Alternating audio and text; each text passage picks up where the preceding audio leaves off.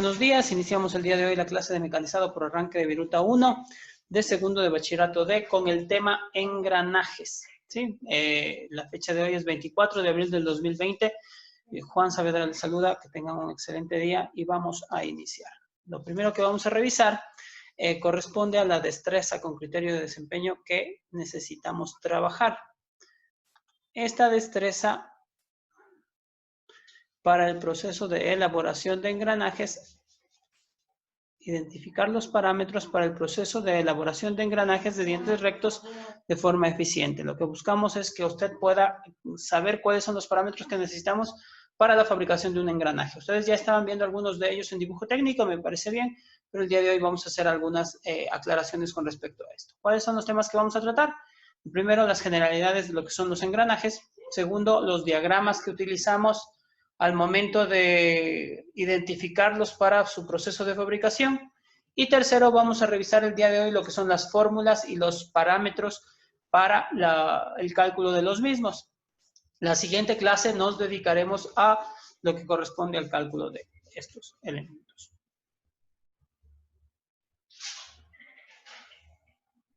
Como ya sabemos, nosotros lo primero que vamos a hacer es una captura de pantalla. Este es el primer ejercicio que vamos a trabajar. La semana vamos a recordar y ver si comprendimos lo que se les había solicitado en el deber. Entonces, ¿qué es lo que vamos a hacer? Realizar una captura de pantalla y vamos a ejecutar los cálculos correspondientes a los 4 ejercicios que yo tengo aquí. ¿Sí? Entonces, dice calcular la división directa para fabricar un octágono, calcular la división indirecta para fabricar un elemento de 66 lados, calcular la división directa para fabricar, aquí se repite, vamos a cambiar lo que corresponde a la pantalla que se encuentra en este momento, ¿sí? Les vamos a dar 5 segundos para capturarla y voy a solicitar que me digan cuál de los 4 ejercicios quieren que lo realice en este momento. Ustedes solo van a hacer 3. Yo voy a hacer uno de los 4 ejercicios. 5, 4, 3, 2, 1. Listo, deben de tener la captura de pantalla. Por favor, me indican cuál de los 4 ejercicios quieren que nosotros trabajemos.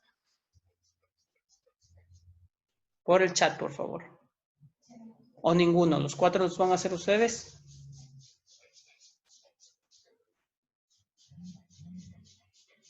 El segundo dice ya. Calcular la división directa para un hexágono. Estaba muy fácil, señor Minacho. Shuguli, el segundo dice. Segundo Guamusi. Este de aquí, ya. Entonces, vamos a trabajar con lo que corresponde a las anotaciones. Voy a trabajar, lo primero que necesito es trabajar con los datos. Yo coloco aquí datos. ¿Cuáles son los datos que yo voy a utilizar? Los que ya conocíamos, ¿no es cierto? ¿Qué es lo que me pide que busque? El NK, que es mi división indirecta, es lo que yo estoy buscando. Me dice que voy a calcular para Z igual 66 lados. Y la constante dice división indirecta, la constante será igual a 40. ¿Ya? Segundo elemento que yo voy a utilizar dice que el desarrollo va a estar dado de la siguiente forma. Desarrollo va a estar dado de la siguiente forma. Lo primero que yo tengo que revisar es mi fórmula. Muy pequeño, vamos a ver desde 18, ahí estamos. Mi fórmula, la fórmula decía que n división indirecta es igual a la constante sobre el número de divisiones, ¿ya? Entonces, reemplazando, yo tengo que nk, división indirecta, será igual a la constante que es 40 sobre 66. ¿Ya? ¿Qué es lo que debía hacer después? Después de esto, yo lo que tengo que hacer es simplificar. Yo voy a cambiar, simplificamos la mitad de 40 y la mitad de 66.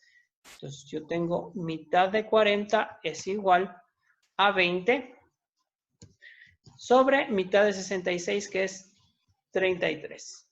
¿Ok? ese es el resultado mínimo que yo voy a obtener. O sea, no puedo hacer más, porque no puedo simplificar más y no puedo dividir. Entonces yo tendré mi respuesta. ¿Cuál es mi respuesta? Cambiaremos el formato. Texto, ¿ya? La división indirecta para fabricar 66 lados es de 20 agujeros en el disco 33. Se acabó mi ejercicio. ¿Ya? Ahí está resuelto. Preguntas. ¿Por qué no hice el proceso de multiplicación? Porque el número 33 ya está dentro de la tabla con la que nosotros trabajamos la semana anterior. ¿Hecho? ¿Sí? Listo. Listen, ¿cómo hacíamos para, o sea, si es que no está en la tabla? Supongamos que este número no está en la tabla. Yo voy a poner un caso. Entonces voy a poner 5 sobre 11. No se encuentra en la tabla, ¿no es cierto? En el caso de no encontrarse en la tabla, ¿qué es lo que yo debo hacer? Buscar un número que al multiplicar por el denominador, o sea, por este número de aquí abajo, me dé cualquiera de los números de la tabla. Por ejemplo, en este caso yo podría multiplicar 3 en el numerador, 3 en el denominador, porque 3 por 11 me da 33 y 33 está en la tabla, ¿sí? Me quedaría 15 sobre 33 y ahí la respuesta sería 15 agujeros en el disco de 33. ¿Preguntas? ¿No hay preguntas? Si no hay preguntas, avanzamos. Si hay alguna duda con respecto a esto, también nosotros vamos a tratar de resolverla al final de la clase o directamente cualquier duda o consulta hacia mi persona. ¿Sí?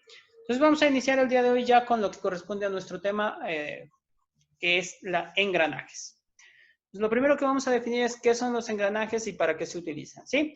Los engranajes son en general cilindros con resaltos denominados dientes en su contorno, en su periferia, conformando ruedas dentadas. Se denominan engranajes o ruedas dentadas por la forma que estas tienen, ¿no? Las que permiten cuando giran transmitir el movimiento de rotación entre dos árboles o ejes colocados en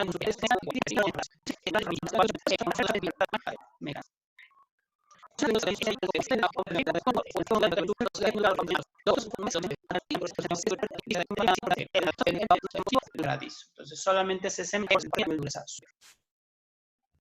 Hablemos acerca de las formas de las ruedas dentadas. Dos o más ruedas dentadas que engranan entre sí constituyen un conjunto de engrane.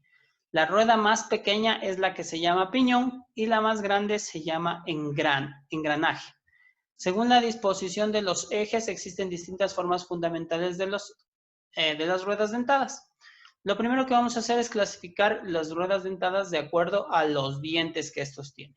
Entonces, el literal A, el primer gráfico que tenemos aquí, me indica que son ruedas dentadas de dientes rectos.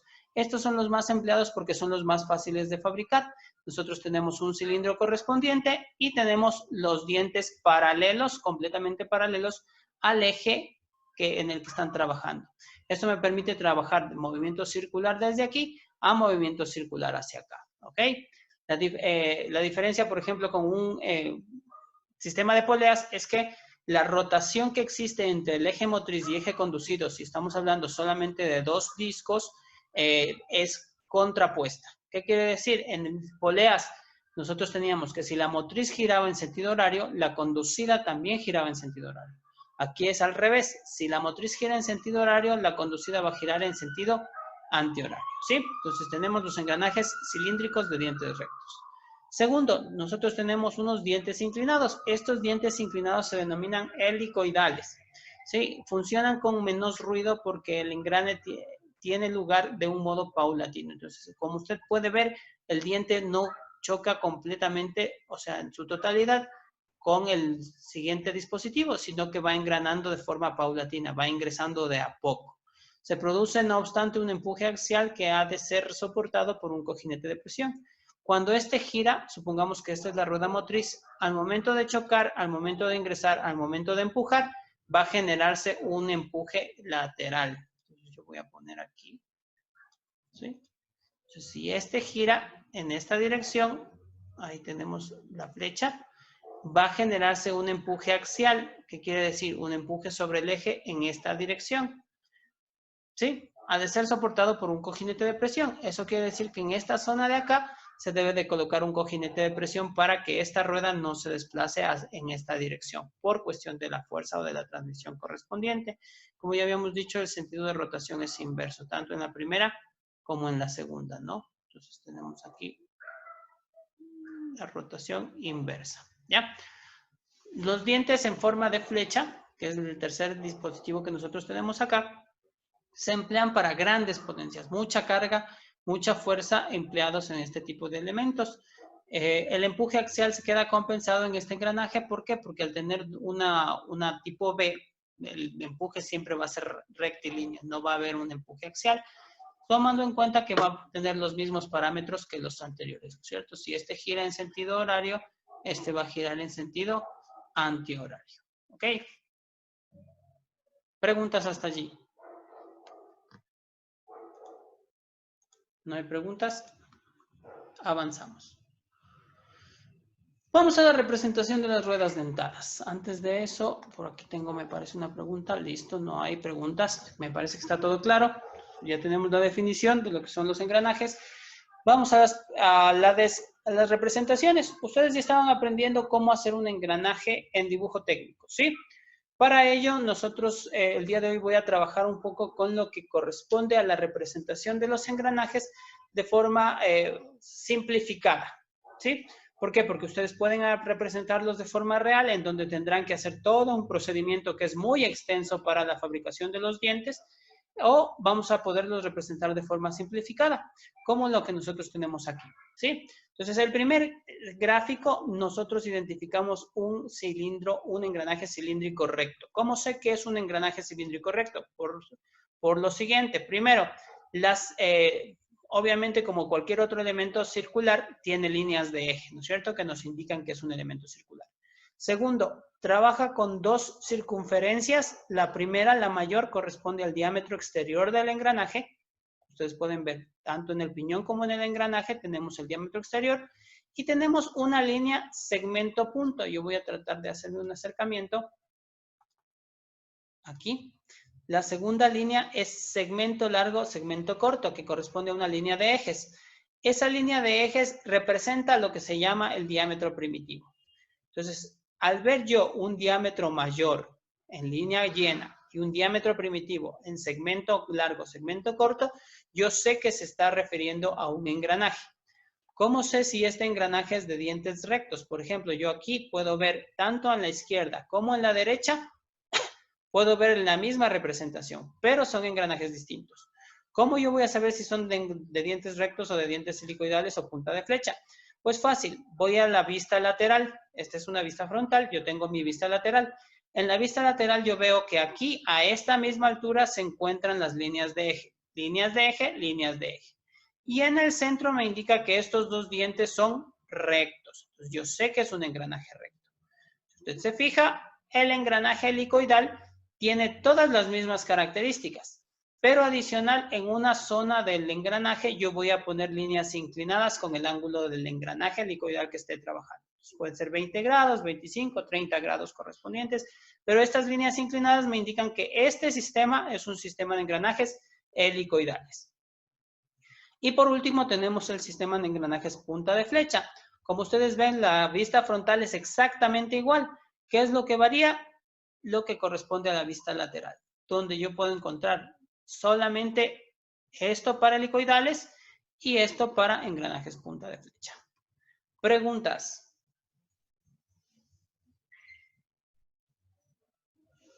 ¿No hay preguntas? ¿Está todo claro? Entonces, es la forma más sencilla de representar un engranaje y en la mayor parte de planos que usted encuentre, se va a encontrar con este tipo de imágenes que me van a indicar cuáles son las características de los engranajes de esta forma.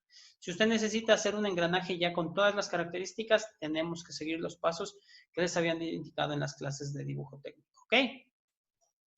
Esta diapositiva corresponde a una diapositiva que tiene mayor cantidad de elementos con una representación convencional y una representación esquemática.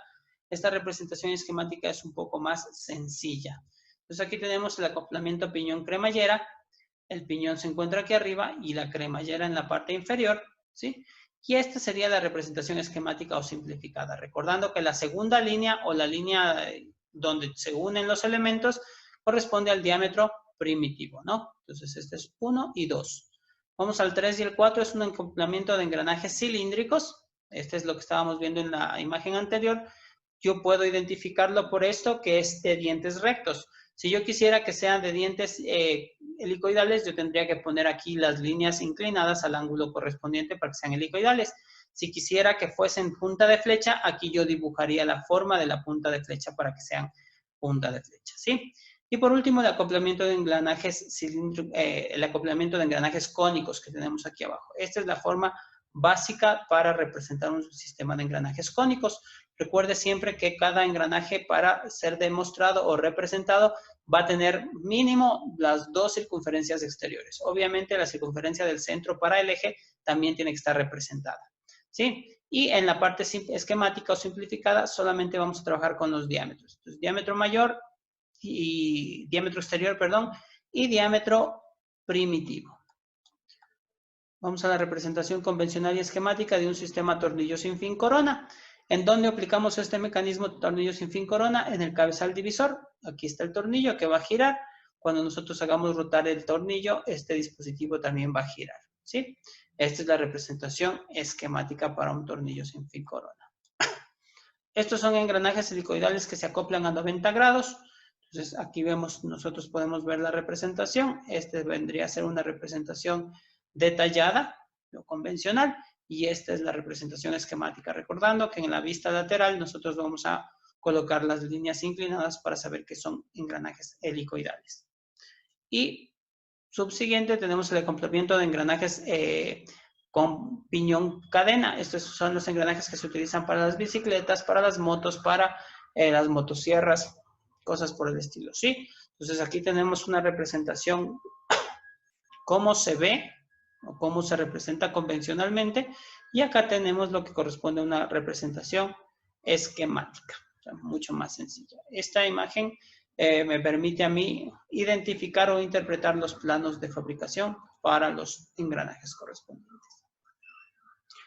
Para pasar a la última parte acerca del cálculo de las dimensiones, nosotros vamos a trabajar con el parámetro y dice que el significado de los símbolos utilizados en la tabla que acompaña este gráfico es el siguiente.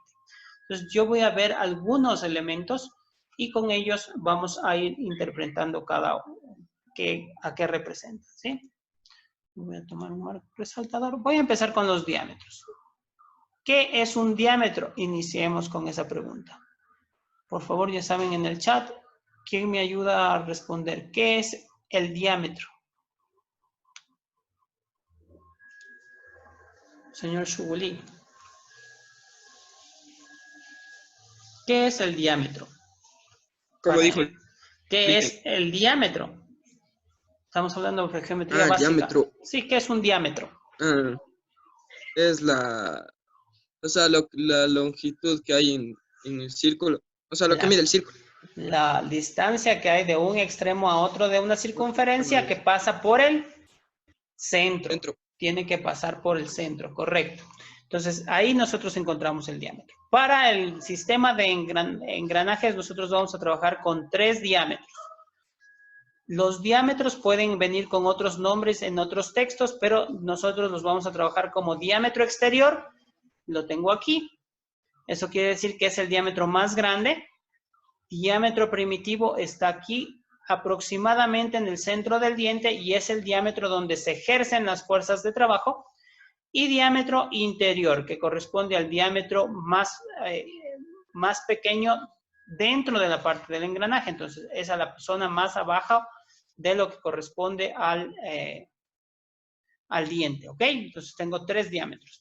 Aquí en el gráfico se añade un DJ que corresponde a un diámetro del juego, que es un diámetro más, un diámetro que nosotros casi no lo tomaremos en cuenta. Estos nombres también pueden variar en algunos módulos. Usted va a encontrar que se denominan como diámetro de cabeza, el diámetro primitivo se mantiene y el diámetro interior lo llaman diámetro de fondo o de pie. Entonces, pero usted ya sabe a qué se hace referencia, ¿sí? Vamos a las letras que se encuentran en la parte superior Y yo tengo 3 letras que me interesan. 4 en realidad. Yo voy a trabajar con A, B, H y J. ¿Sí? Que tienen que ver. A corresponde a lo que se denomina altura de la cabeza del diente. ¿Sí? Cabeza del diente. B corresponde a lo que se denomina altura de la base del diente o altura del pie del diente. H, si usted se fija aquí en la cota, me va a indicar la altura del diente en su totalidad.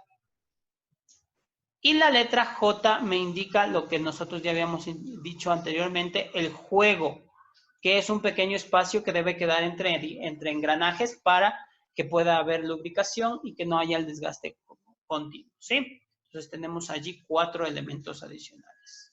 Vamos a cambiar de color. Ahora yo voy a trabajar con lo que corresponde a la letra E. La letra E que se encuentra aquí me indica el espesor del diente, espesor de un extremo hasta el otro, ¿sí?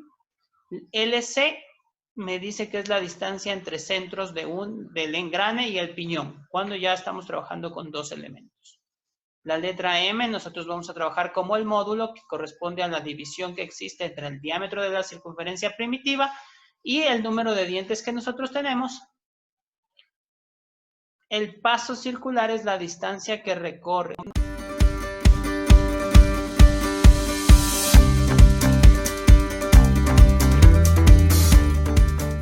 Segundo, participar en las actividades durante la clase virtual. Tenemos 2 capturas de pantalla que ustedes tienen que hacerme llegar.